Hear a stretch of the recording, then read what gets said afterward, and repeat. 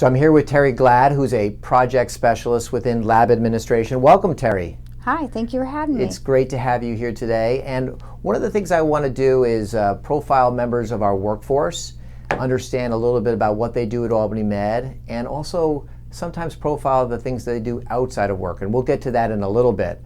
First of all, tell us a little bit, how long have you been at Albany Med? I've been with Albany Med for 15 years. 15 years, and you are within lab administration as a project specialist. What do you do in particular? I do a lot of the project management for Pillars and for the CLUE committee, and then I also do laboratory quality. You mentioned the CLUE committee. CLUE committee is something which obviously reports up to our medical staff to try to reduce the use of unnecessary lab tests. What does CLUE stand for? Clinical Laboratory Utilization Committee. Okay, and you've been involved with that for how long? Since the beginning. It came out of a Pillars project that was to look at send-outs and the best utilization of send-outs, which are testing that we don't perform here at Albany Medical Center, but sometimes they get to be very costly. It's a way for us to reduce our spend within the lab, but also make sure we're caring for our patients. Absolutely, and always best practice.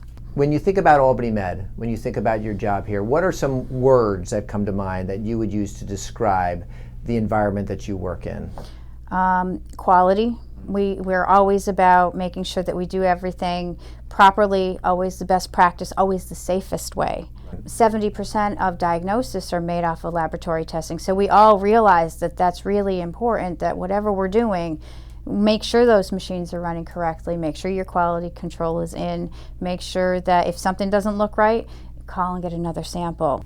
Let's shift gears a little bit. Inside Albany Med, we're profiling people, not only who work here, who have had incredible careers, but we're also looking at people who have interesting stories to tell outside of work. And you wrote a book. I did. The book is right here, Simple Beginnings, A Journey of Faith. Take us back to your story. Your story at Albany Med started before you worked here, correct? It did. It started when I was 14 years old. Talk about why it was when you were 14 years old you were involved with Albany Med. Well, when I was 14 years old, I was my father's caretaker. He was the third oldest hemophiliac in the nation. Okay, so hemophilia yes, factor VIII deficiency. It's a bleeding disorder, and he didn't have one of the clotting factors, which at that age, it ruined all of his joints. There was severe rheumatoid arthritis as a result of it, so he was limited in walking on crutches.